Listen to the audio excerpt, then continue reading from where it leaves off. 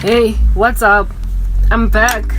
I told you I'd be having muesli. There's no way under heaven that I'm gonna let myself go weak and fall apart just because I'm suffering, you know what I mean? Just because I need to lose weight. Suga.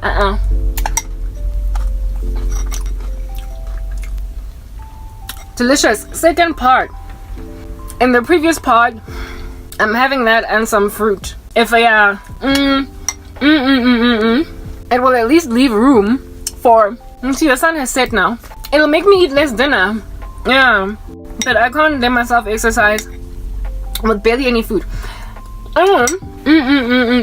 This guy at Wits, right, that was pursuing me. Please go check out the previous part, right, to understand what we're talking about, to gauge your bearings and stuff like that. I was talking about the fact that men insist on respect and loyalty more than they do on reciprocated love from a woman, and Christ is the one that uproots out of them once they turn their lives over to Jesus. The desire for just loyalty and respect without a woman really being truly happy, to a point of pursuing her violently without really truly doting over her, but just trying to lord it over her with an iron fist to make her love you, make her want be with you, not so much love you, because they trust that women are highly unlikely gonna cheat in an ecosystem. So just don't go out on me and disrespect me as a man and have other men laugh at me in these streets, but you don't gotta love me. Whoa, okay, very well. This guy, when I was at Wits, would pursue, like, the first day that he met me, I wasn't even responding to him. I was telling him to leave me alone, and he was following me around, and he'd be like, so what subjects do you do? What are you studying?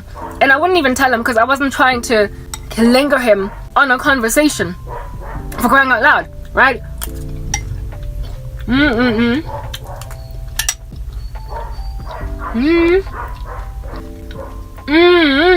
It's really hard to eat muesli while talking, but anyway, I was trying to get him this guy, right? And then he went and tabulated all of his statistics all up in my grill. I'm like, he's like, what are you studying? I'm like, leave me alone, like, it doesn't matter, just pumagim. And he was like, well, I am doing a BSc in financial mathematics. I could take care of you. One day I'm gonna make a whole bunch of money. I'm gonna be rich, don't you see? I'm in third year, and next year I've already been accepted into honors. I'm doing well, and I'm gonna get my first job next year, interning at a company. I'm here on scholarship, meaning that I did so well that my parents' money has been saved. Somebody else is paying for my fees.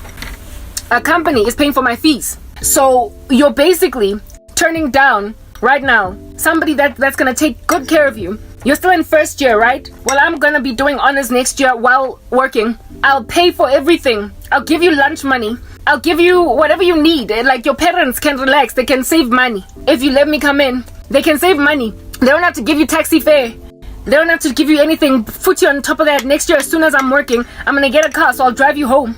You won't need to, Yazi, the stats, like, this guy was just throwing stats all up in my grill. He even told me that he can show me his academic transcript if I don't believe him. In other words, basically, the fact that he's not just a financial mathematics student, but one that is doing really well, as in opasagadi 80, kadi 90. And so, proper, I have no business rejecting him. Yazi, this is Oki. I could not for the life of me believe that he was trying to get me to be with him based on what he was throwing around statistically.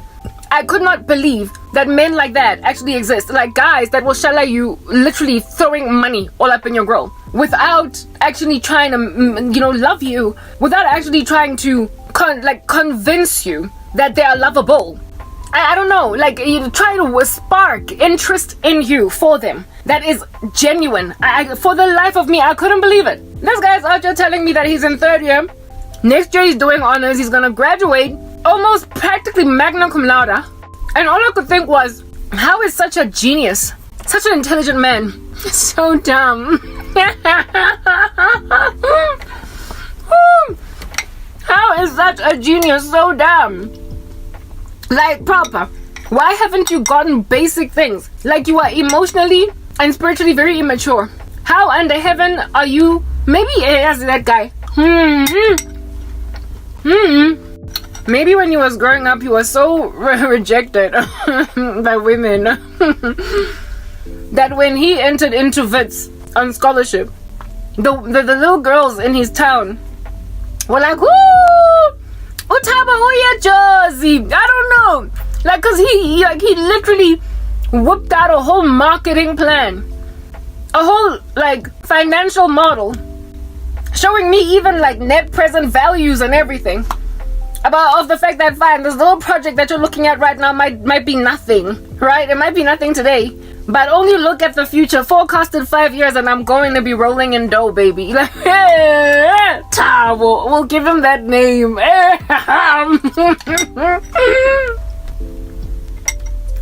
He was like the beginning of a concept in corporate. Not even so much of a project. Before a project is considered viable to take on, you know, there are all different kinds of financial exercises that must be performed to gauge the feasibility financially of this project.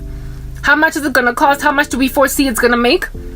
And so based on certain projections, you then either run with it or don't. Yeah, this dude done hooked up a hard knock conceptual a whole substantiation, or what's the word that I'm looking for?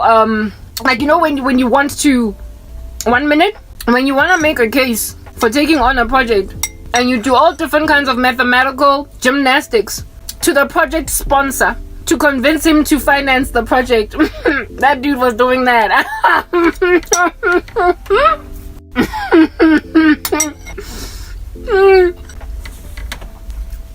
To a woman, yeah,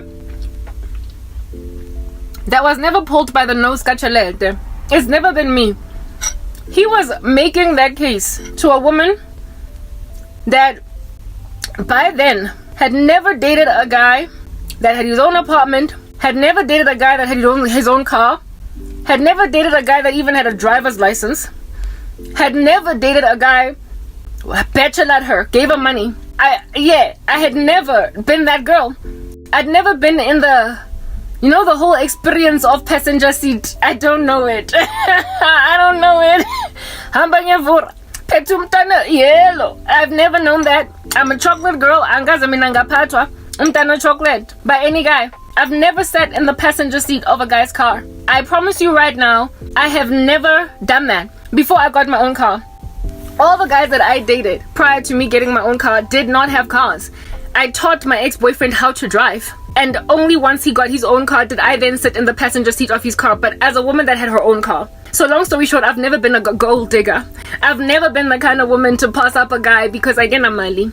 I've always, like when I was growing up, I used to combat with my boyfriend. I used to like sneak in to his house because he didn't have his own apartment. Like proper, well into my 20s. Even when I was old enough. Because, you know, like teenage girls out here be getting judged for rolling around with guys that drive cars. Like, even when I was old enough to be with a guy that drove a car, I've never been with one. Like, my ex-boyfriend of 5 years was the one that I taught how to drive. So, before then, everybody was too serious. Everybody was walking. Everybody was comparing a pre.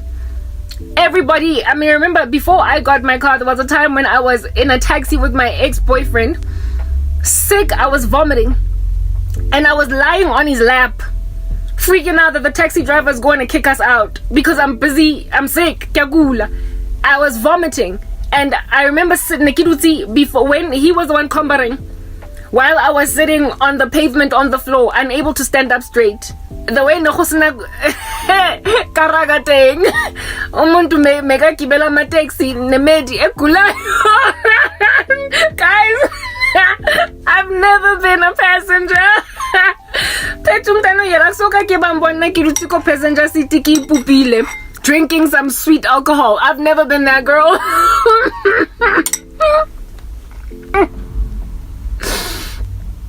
But this Okie didn't know that, alright? So a guy could never ever pursue me with money. I always expected a guy to actually put his game on. Like, charm the living daylights out of me, for crying out loud. Let me find you swaggerfied. Let me find you cute, for crying out loud. Let me think you got game. Let me think you got skill. Let me think what cars are. Hey man, cars are like, you better causerize me. You better say things. I'll give you an example. What made me fall for my ex-boyfriend, right? The one over 5 years, how I ended up dating him. He had we went to lunch, me and my girls, dinner, more like dinner, go News Cafe, go Santon. Actually, the story with my ex is the perfect one to use.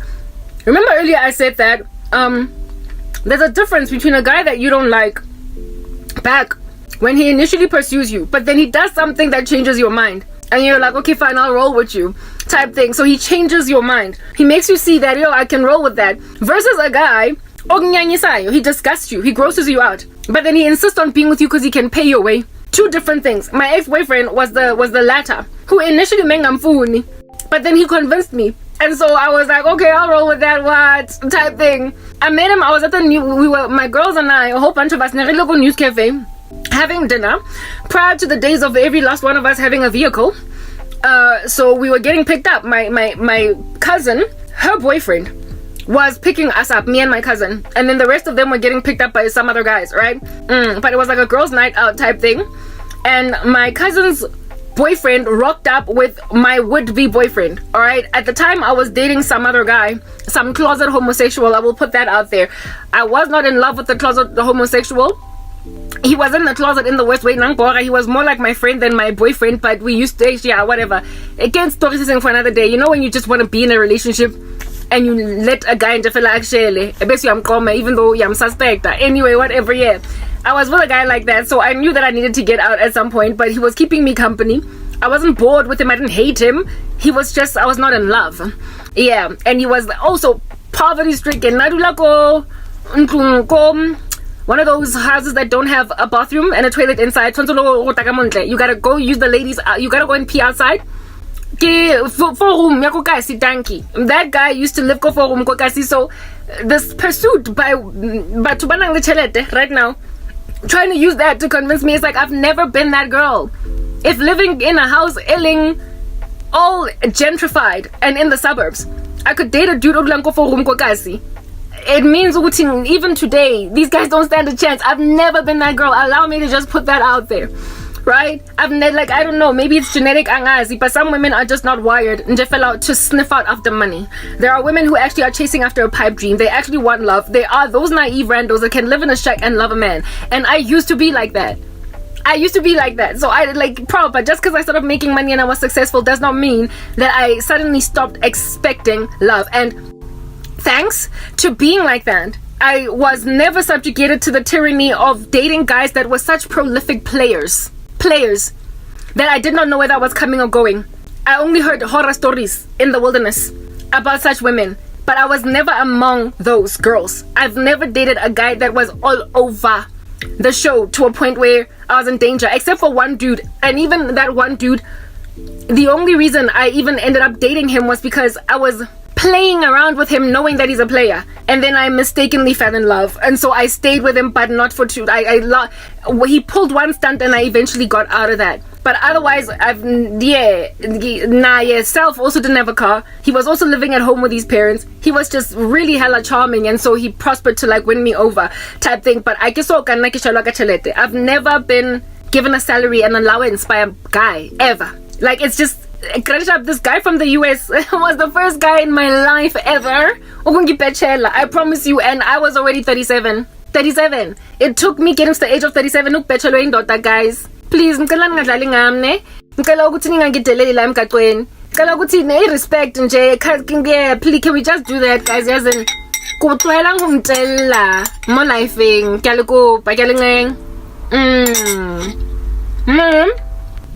Anyway, I was wondering, so my ex, before how we met, how I ended up dating him, comes to my ex, my cousin's boyfriend comes to pick us up at the News Cafe. All right. My cousin's boyfriend comes to pick us up at the News Cafe. This lipstick is getting all over my hands. Comes to pick us up at the News Cafe, but he comes with this guy, with my ex-boyfriend. They're friends. Type establishment thing, and they were already somewhere where meziwa, angazi, whatever. It was all happening. It was happening somewhere. These Gen Zs call it lit. It was lit. They came from somewhere where it was lit. So he came with one of his boys, and one of his boys was the boy that would end up being my man type thing, right? On some kape, I gotta go pick up my girl from wherever. I gotta go pick up my girl from Santon. She's having dinner with her girls. So this guy's like, okay, sharp. My ex is like, okay, sharp. So he accompanies my cousin's boyfriend to come and pick up his girlfriend. And while I'm traveling in the same vehicle with them, right? And initially, before it wasn't just a pickup, they chilled with us for a minute. Like the ladies, they found us there and they were like, ladies, hi, how's it going? What's going on? And they picked food off our plates and they sat down, right? And so basically he was at some point around an entourage of something like 10 or 11 women. Like 11 women were at that round table having dinner at the news cafe. And my ex was looking at me the whole time, and that I felt flattered by that, but I was like, I don't like him type thing. He was looking at me and I was like, whoa, out of all of these fly ladies, these fly mommies, you've chosen me. Whoa, how special. He was eyeing me. Lo and behold, when it's time now to go home, he then also got a surprise shock of his life that, oh, she's coming in the car with us because she's the cousin of my boys, right? So I go in the car, and because he's a decent gentleman, my cousin was one of those passenger seat. So she was in the passenger seat of her man's car. And so therefore this guy had to move back, being decent, and sit at the back with me. Because now Mary was here, so you don't get to sit in front and make the two girls sit at the back. So he sat at the back seat with me.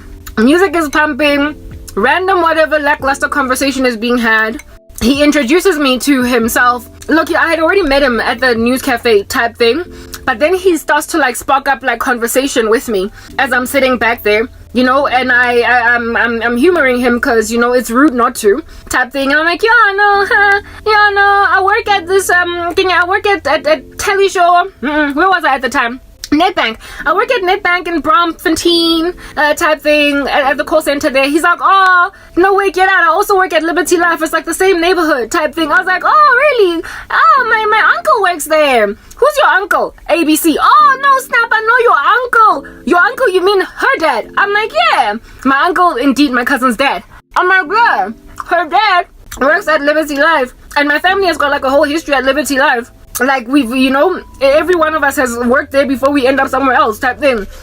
So it's like a family business now, you know, and we laugh and say, ho, ho, ho, ho. So how long have you been working at Liberty Life? No, this long, and you at Nedbank? No, this long. Oh, it's weird that we haven't seen each other around, but anyway, maybe we'll start seeing each other around. I was like, ha ha ha ha, funny type thing. Anyway, so we were able to spark up a conversation. And then he tells me that he stays in what's that neighborhood that my ex stayed in? Yeah, that neighborhood. He's like, I live in this particular neighborhood. I'm like, oh, so where did you go to high school then? I realized that he lived in a neighborhood in the south of Johannesburg. And that's where I grew up, and that's also where I went to school. So the first automatic question that came to the top of my mind was, what school do you go to? What high school did you go to? If at all you live in this neighborhood, did you perhaps go to a high school in the hood, in the vicinity? And he's like, yeah, I went to Mondio High. I was like, get out of town. Do you know ABCDPQRSTUVWXYZ? Hashtag squiggly. The next door neighbor minus cousin twice removed and whatnot from that other street, like proper. I was naming people. I didn't go to Mondio. But I knew a lot of people who did. Like I knew my friends from primary school who went to Mondio. I was like, do you know Maddie? Do you know this? Do you know that? Do you know this? Do you know that? And he was like, well, from where? What does she look like? Yeah, maybe. But then he didn't know all of them because my ex was 4 years older than me. So when we were in grade 8, he was in matric. So he didn't really know all of my girls. But I was like, do you know this? Do you know that? Do you know anywhere? And then of course after asking him what high school he went to, he was like, and you, what high school did you go to? And I'm like, I went to Sir John Adamson. Oh no, please, speech lag, don't mess with me. I like my stories. I've got speech lag challenges right now. So after asking him what school he went to, he then is like, where did you go to school? I'm like, I went to Sir John Adamson. He's like, oh, whoa, no, wow, okay, wow, that's interesting. From what year? I told him that's when I told him my age. I was like, in grade 8, from 1998 until 2002. He was like, oh, okay. I would have been in matric when you first started out. I was like, oh, okay. Well, do you know my sister? And he knew my sister, my older sister. I was like, do you know my sister? He's like, yeah, I know your sister. Oh, so you're this girl. Let's say my sister's name is Pinky. Oh, so you're Pinky's younger sister. I didn't even know Pinky had a sister. We used to party together and whatnot. I was like, yeah, I'm Pinky's sister. Type thing. He's like, oh, whoa, what a small world. So we basically hit it off in terms of a conversation, but I still didn't like him because I thought there was something about him that was, I will come to explain to you later when I tell you what my cousin said. Something about him was off, and that was the reason why. Mara, he was kind, he was very sweet, he was a nice dude. We had a conversation, we had a lot in common, we grew up in the same more or less neighborhood, knew more or less the same people type thing. He had never crossed paths for whatever reason when we were on the come up, but one of the biggest reasons I imagine we never crossed paths was likely because Nekisa Pape, I wasn't all over the show. Nekisa spreading my body around all of the south of Johannesburg to a point where I would be known, right? I was a relatively kept together kid, Nekile in a bunch type thing. So Nekisa Pape, Nekisa stratmate, that's yeah. So he wouldn't know me. Otherwise, he might have known me. My cousin, however, did know him because she was heavy. She was hectic. She was all over. She remembers him from back in the day. My cousin, Naturina. So Namo Tseb. Hey. No. Oh my God, right. Abutu came. They then got into a fight at some party. I was like, they will go there to do something. I can't even write down. Were they picking up a guy or what? And first, my cousin's boyfriend to go and deal with this fight at some complex where some kids, we were all kids, I guess, were having a brawl. And then my cousin and I were like, hey, but these guys are having a fight. What's going on? And then my ex came, well, he wasn't at the time my boyfriend. The guy that would ultimately be my boyfriend comes back and he's like, hey, they're about to break out into a fight and I'm not interested. And I was like, oh, so at least you're not violent. Anyway, whatever, right? Fine, he gets dropped off at home. My ex, right? First, because we're now in his neighborhood. Where the fight was happening was in his neighborhood. He gets dropped off Kohabona. We drop him off and then my cousin's boyfriend takes me home and then the two of them go back to wherever they were going. I was living in this hood type establishment thing. Next day my cousin calls me on some girl. You don't have to know that girl loves you. Girl, I'm kidding. Okay, there was no song, but like she calls me. She's like, girl, let's say my ex's name was Cabello. She's like, girl, Cabello is feeling you. Cabello likes you. He has a crush on you. He thinks you're the cutest, you're the baddest. I'm like, oh, really? I could tell. But I'm not interested in him because something about him looks criminal. Like, that's what I told my friend, my cousin. I was like, unale something in a little girl.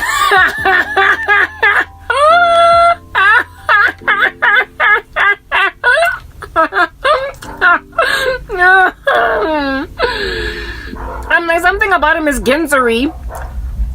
Okay. I'm like, something about this guy's ginsery.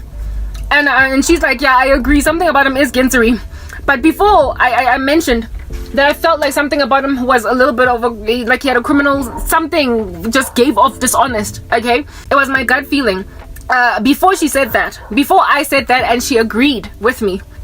She was like, if I was not with my man, I'd date him. So my cousin low-key sort of kind of influenced me to look at him differently. She was like, if I was with him, if I was not with my man, I would date him type thing. So I was like, that's your choice. I don't want to be with a guy that's kind of ginsery type thing.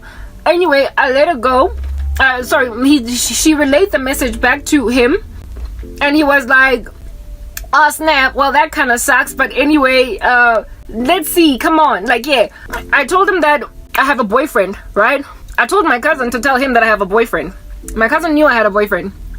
That was a closet homosexual, but anyway, that was not a real excuse because I wanted to leave that guy for somebody else due to the fact that he was obviously gay. Like, it was so clear. Anyway, whatever. But I used him as an excuse. And then this guy told my cousin, when my cousin told him that I've got a boyfriend, he was like, well, he was like, tell your cousin to give me a chance to convince her to leave him for me. And when my cousin brought back that message, I was so flattered, guys. Like, I was so flattered. I got so giddy. My goodness. I was like, what? This guy wants me he wants to contact me so he can convince me to dump my boyfriend what to convince the guy. I was so flattered. Like, I initially didn't want him. But then he said stuff like he basically moved me into a zone where I was like, okay, fine. Like, I'll give him a chance. I found these little sneaky ghetto tactics really very attractive. I don't know. First, it was him saying that give your cousin my number to call me so I can convince her to basically leave that guy for me. And when he said that, I was like, ain't nobody ever said that to me. I got giddy, but I let it go. Alright? And then when my phone got lost, very entry-level boring phone, got lost. I don't know what happened to it. Like, when you party, sometimes phones go missing. Yeah, so my phone went missing, and this guy was still asking about me. I'm still in a relationship with a closet homosexual. Alright? And I would leave him any day. If at all a guy rocked up and convinced me, you know, that hey, this is it, because I wanted to be with a real man, not a somizi that's gonna put a baby in my stomach, and next thing, years down the line, I'm co-parenting like I'm Palesa. I'm sorry, right?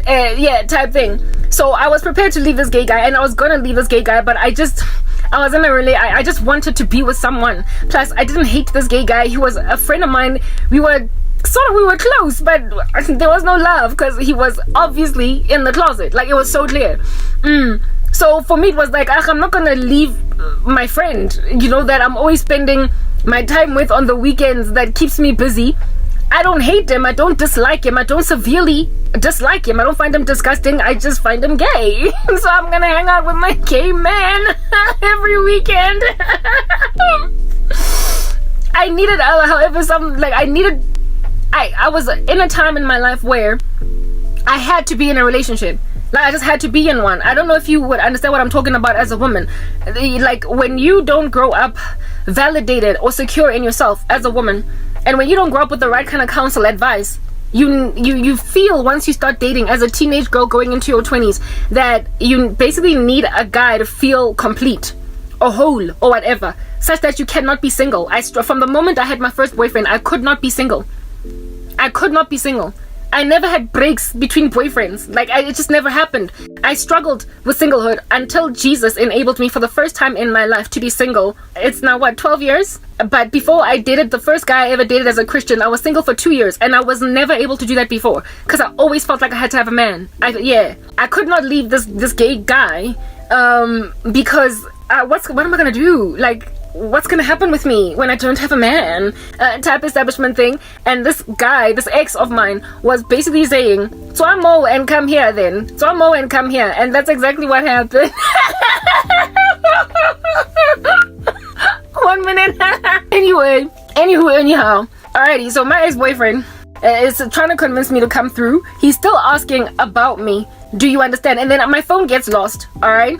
And with this phone of mine lost, this guy is busy still asking my cousin, what's going on with cousin Yao? Like, come on, let her talk to me, what's going on? I also was very intrigued by the pursuit, like the fact that he kept pushing. I was flattered by it, type thing. And my cousin was like, hey, Karabo, Kabelo is all up in my group, busy. He keeps asking me about you and what have you. And I'm like, I'm not interested. Besides, I don't even have a phone, you know? I don't even have a phone that he can call me on, type thing. She goes and relays a message to him on some, dude, you and this thing with my cousin, I can't just give you my cousin's number.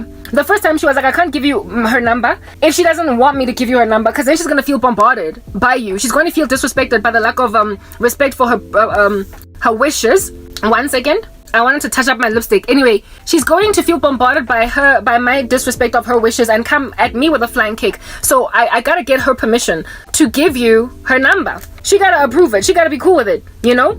So he was basically trying to get me to a point where I would agree to where I would agree for my cousin to give him my number, right? Type thing. But he kept on calling my cousin, kept on tapping on the shoulder of my cousin. He went out of his way to like basically ask my cousin, your cousin. He didn't even wait for my cousin, like, you know, waiting to bump into her somewhere and then being like, so where's Karabo, what's going on? He actively he called her, asked for permission from the boyfriend, can I call your girl so that I can get your girl to hook me up with her cousin? And he kept pushing.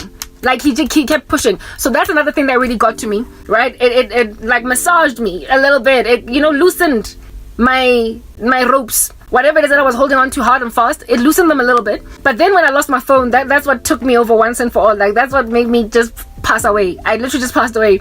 I lost my phone, and then my cousin, when he called her, my cousin was like, on top of that, phone. She doesn't have a phone. And so the only time that I'm able to contact her is if I call her on her mom's phone, or if she calls me. But otherwise, she in and of herself is an unreachable human. So umuntu lona akena phone. Like, she doesn't want you. Just accept, embrace, you know, move on. There are plenty of fishies in the ocean. And my boyfriend was like, what is this?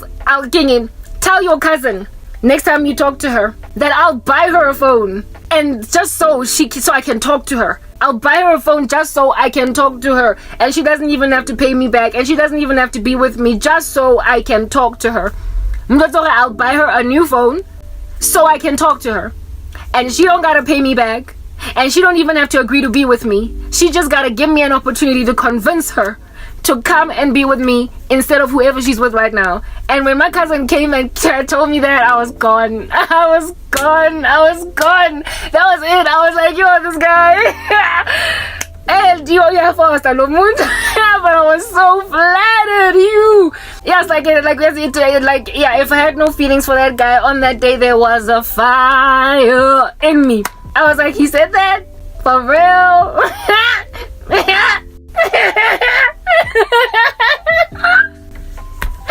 I was so flattered. But I still was like, that guy must relax. Desperate. He's dead. Like, tell him to chill out with the desperado stunts. But deep down inside, low key, I was like, whoa, this guy, like what, right? So I started thinking about him like all the time. Meanwhile, back at the ranch, the gay guy, D1, that guy will always be the most shocking exit out of a relationship that I've ever experienced. Like, one time he came to my place and left his phone with me, by mistake, my mom's house where I was living, and left his phone by mistake with me. I don't even know who leaves their phone by mistake. Like, a phone is just something that is always on you, but nonetheless he left it with me by mistake, right? And he called me on some, babe, my phone is with you, please take care of it until next time I see you. Got public phone, back before when there were still public phones. Is that still a thing? The container the public phone in Cassis? I don't know. Whatever, I'm like, fine, I'll hold on to your phone. Here it is, and I'm holding on to this phone, right? And before the battery dies, a phone call comes through, and I'm about to tell this phone call, this individual has left their phone with me, so please call them on their sister's phone or the mom's phone. Conclude. Because, like, this phone is with me for I don't know how long. Right? So I answered the phone to basically relay that message, and there's some chick on the other side. I was like, Lomudlona's gay, Mus. He's homosexual, guys, it's clear. He's got another girl. She was like, let's say his name was Rainbow because he belonged to the rainbow community. They took our rainbow. The rainbow belongs to Jesus. Anyway, whatever. This guy, Rainbow, this chick is like, Rainbow ke monna wa ka. Ke pregnant, ke 5 months pregnant, ke ngwana Rainbow. I was like, what? I was like, I'm sorry, this is my ticket. I wasn't in love with that guy. I was feeling guilty. I knew I was gonna leave him one day, but he was my friend, and I didn't want to hurt him. But I wanted a way out somehow. I answered the phone, and some woman told me that Rainbow is her man, and that she's 5 months pregnant with Rainbow's child. I was like, like, proper, what in the world? He's gay. Like, can you be so gay that can you be so closeted as a gay man that you would hurt Imediako with another woman just to prove that you can play women even though you're in the closet? You know what convinced me that this guy was in the closet? The fact that he was struggling in that regard, if you know what I mean. Like, he was struggling to arise to the occasion, if you know what I mean. And at some point I thought, Uguti, maybe I'm not attractive. There was something wrong with the crank. Like, I don't know.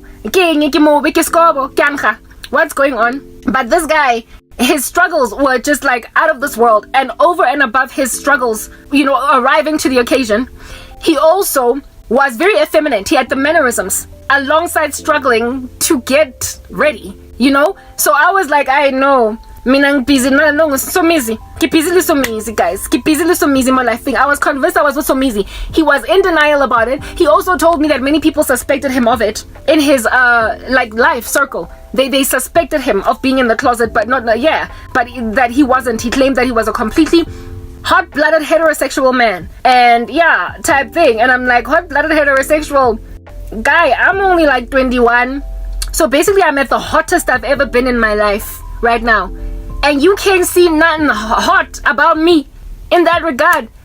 Guy, how in the world you gonna make out with a woman for 3 hours and still not get there? I'm sorry, like, no way. I was like, that guy is in the closet. He's in the closet. And I was shocked out of my mind. I was like, you impregnated a woman? Umitisita boy. Kanjani when you struggle with me. This woman was like, Rainbow Kimunaka. Rainbow is my husband, and he is what is this? And I'm 5 months pregnant with his baby, and I was like, as in, I'm sorry, like, I don't care if this is true or not. Bottom line is, I always want it out. I don't want to be with a man that I can't do what I need to do with, and on top of that, I don't want to be with a guy that is not attracted to me. I also don't want to be with a guy that I am suspicious of, because plus I'm not in love, right? I was not in love with him, and the thing that made it impossible for me to love him was because he was so much like a girl. He was so effeminate. He was not masculine enough, and so it made it really hard for me to fall in love. Now he was a really cute guy, and that's what made me date him in the first place, but he was too much of a girl for me to fall in love with him. And so when I got that phone call, I was like, okay, you can keep your baby daddy, girl, like, proper, all the best in the future. I hope you have a healthy delivery. When he comes here to get his phone, I suppose I shall let him know that you called. Lo and behold, that same night he calls me, and I'm like, girlfriend, now in phone I got pregnant 5 months. Your girlfriend called me saying that she's 5 months pregnant with your baby, and he was like, oh, she's lying. I was like, dude, it's fine. No need to argue. It's over. Come get your phone when you're ready, but this is done. We're finished. Like, it's over. He was like, oh, I'm not a baby. I was like, guy, it's over. I'm not a baby, because he had these mannerisms and his voice was not even fully broken. I'm not a baby. Baby, come on, man. You know you're my girl. Nah, chill, dog. Yeah, I am your girl, more like your bosom buddy, BFF, but I'm not your girl in that, heterosexual romantic sense. I'm sorry. Bye.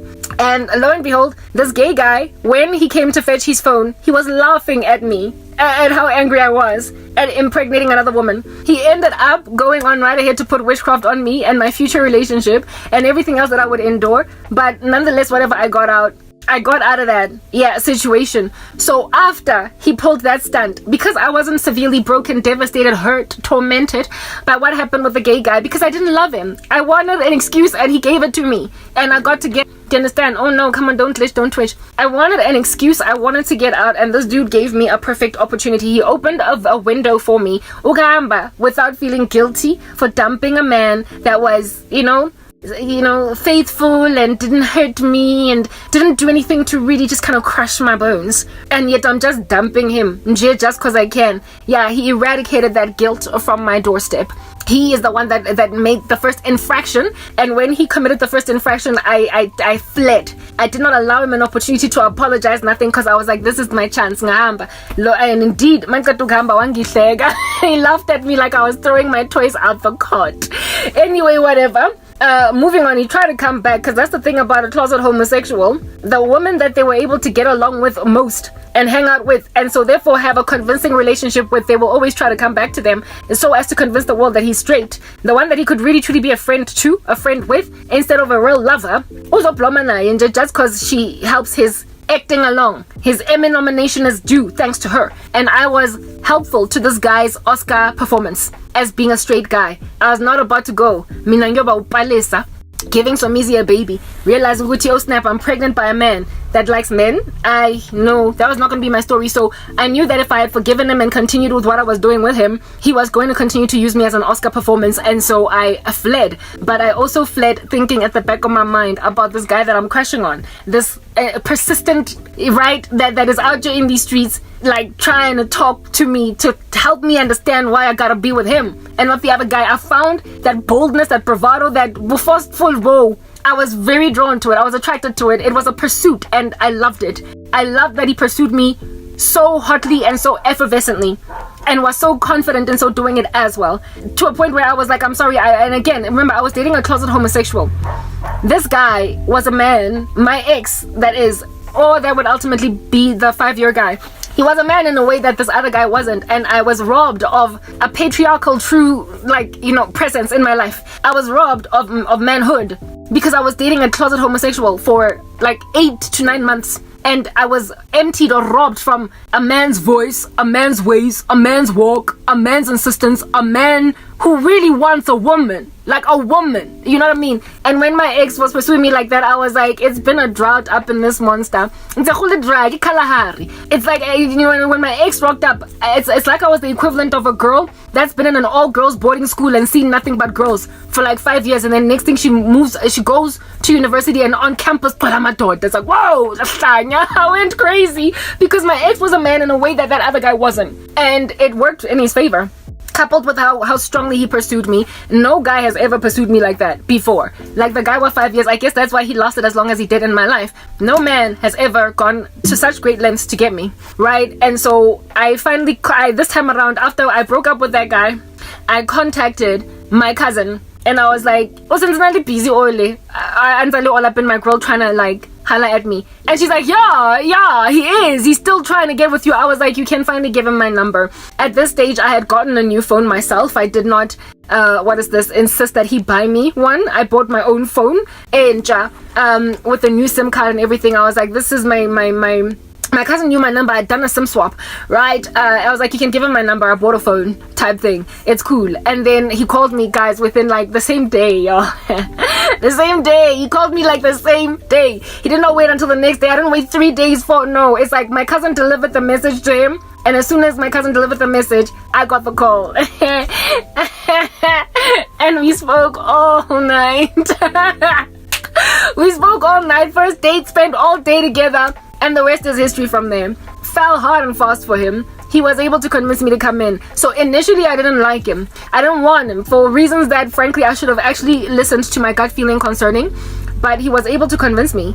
And that's the difference between a man that rocks up, pursues you. Initially you don't want him, but then he creates a very compelling argument. He makes it possible for you to see where he's coming from. My ex wore what I imagined a swagger, like he intrigued me, he interested me, he created in me a desire for him. I found what he did fantastic. He was phenomenal. I loved it. I don't even know what word to use. What is the English equivalent of the kaza word? He had, I don't know. What in the world?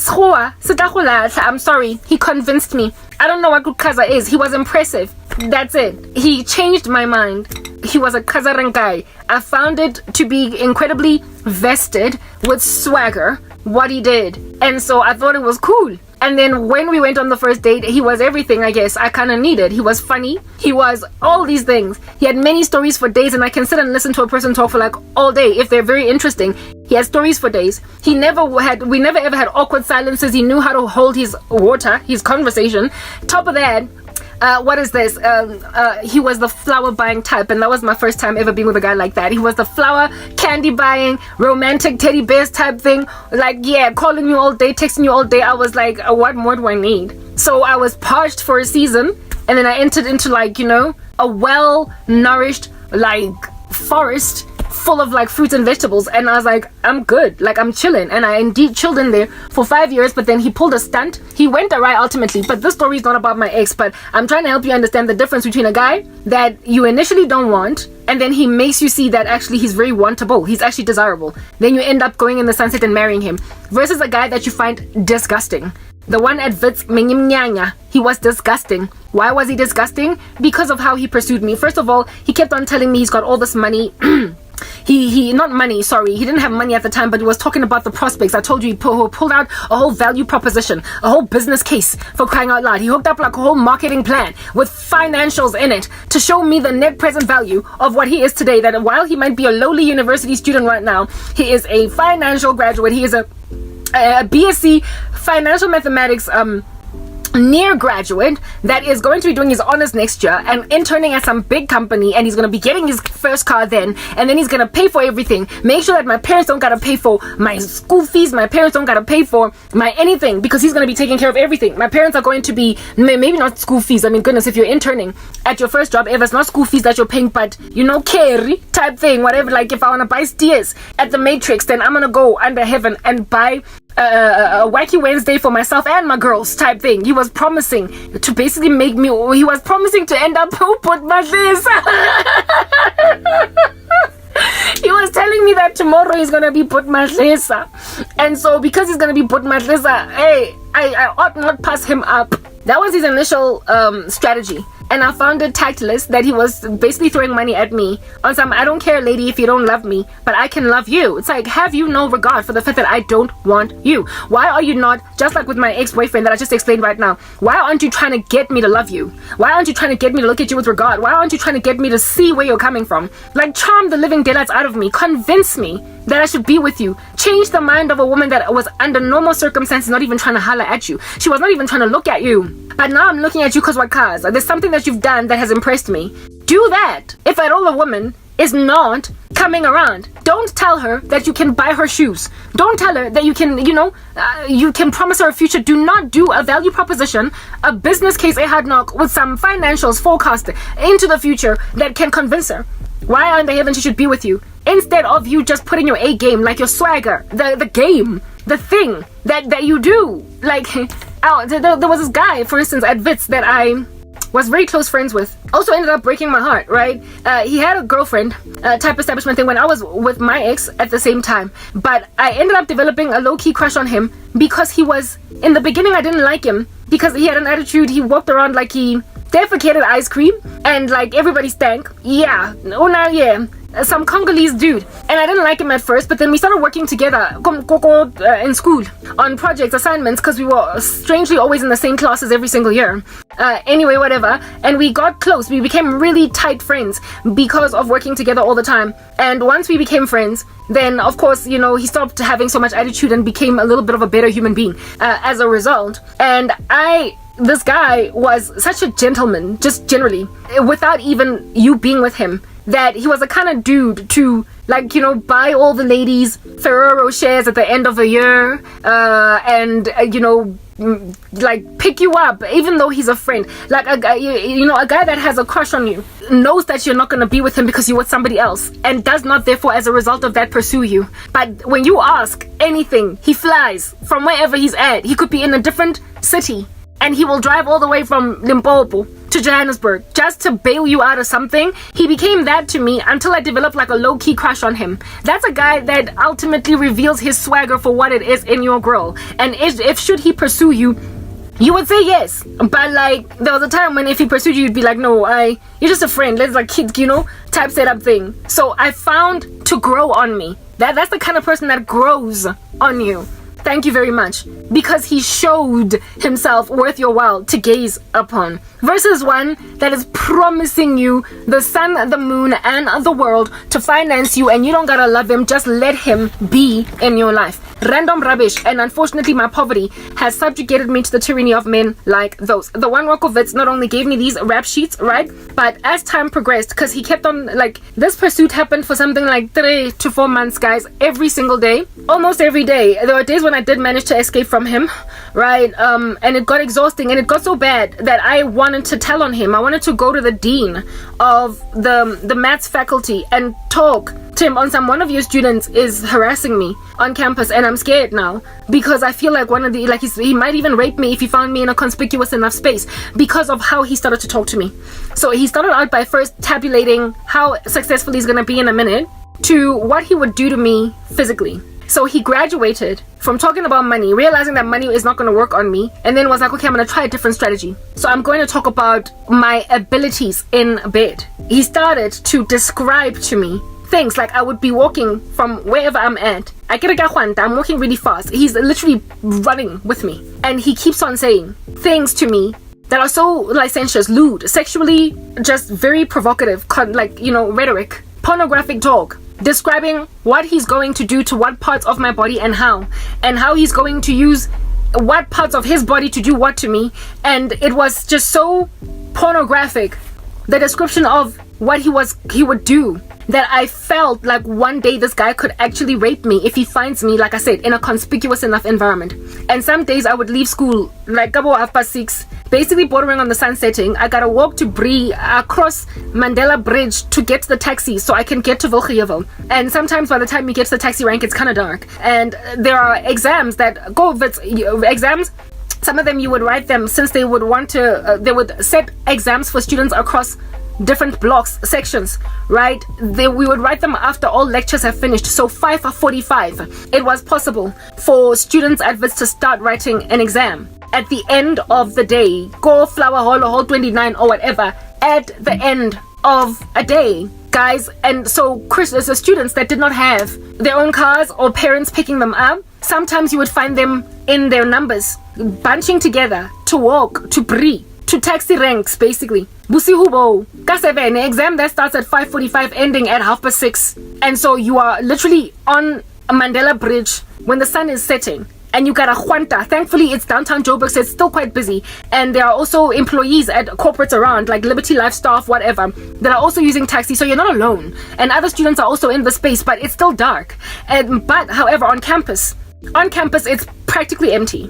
On campus, it is practically empty. People have gone to their residences if they live on campus, or they've left, they've gone home. And so you could walk a whole stretch all by yourself as a woman until you get to the end, to the outside, where now it's bustling Johannesburg. And that is how this guy sometimes used to catch me. And I was worried that if it gets dark enough after an exam, go Hall 20, especially go Hall 29, which is all the way quite deep buried in East West Campus. Flower Hall nearly better because there was like an exit not far from it, and you could be outside very quickly. But Hall 29 was like literally buried in, like, it was deep, it was far. And you had to walk quite a distance to get to any reasonable exit out of the university from out of Hall 29. And if you're not walking with other students, you would feel really out of place. I felt so scared.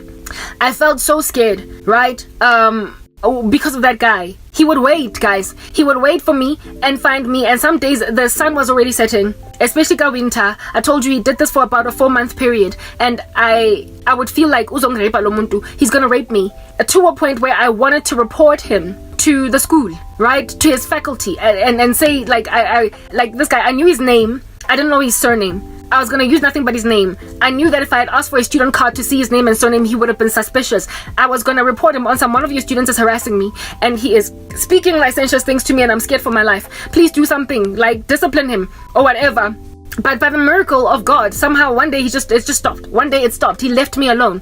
But I was on the verge of Gumpaisa to the faculty. It got there because he started to become very pornographic in his descriptions of what under heaven it is that he was going to do to me physically.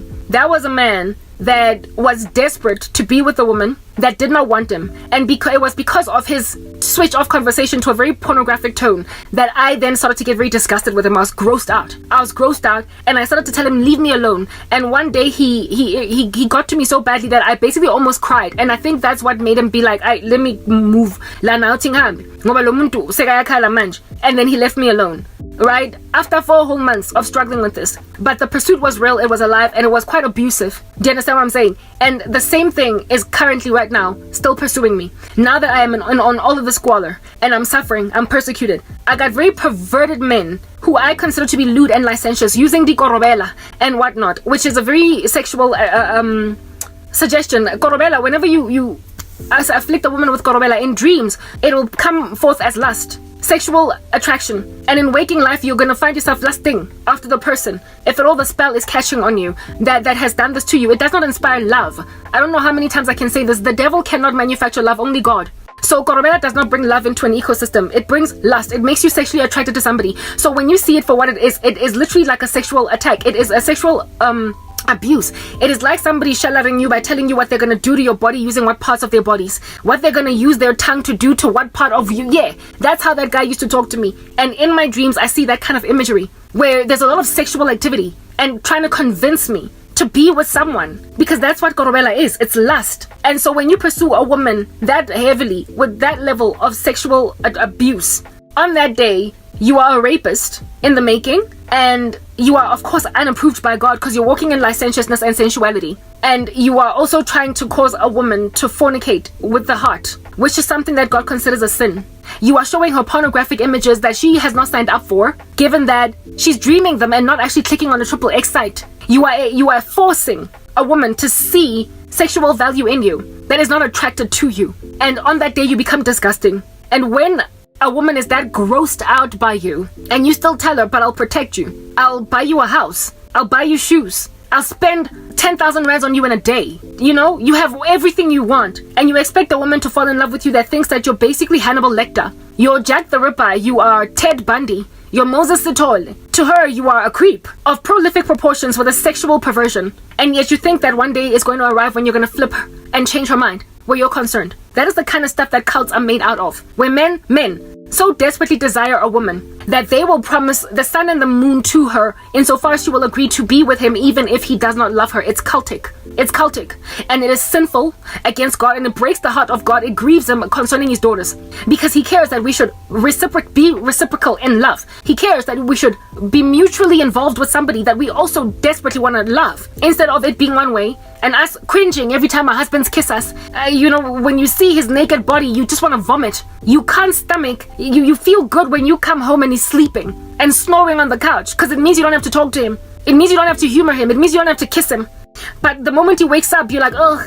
When he's turning around like a door turning on its hinges in bed, you're like, oh goodness, what if he wants to do whatever? And you just are like very unhappy, and you're always on the phone next to him in bed after the deed, because of the fact that ultimately gets in your thoughts are like far away. I'm sorry. Like, I don't want that. I know what it's like to be with a man that I don't love, that I cannot be intimate with any level of ease. And I didn't even dislike him. I just was disquieted by his gayness. He was in the closet. It wasn't the first. There was another guy that I dated that I didn't like, but it never got to relations, if you know what I mean, type thing. But there was only one guy that I had never had any passion for in my heart, that I got to a point of having relations with.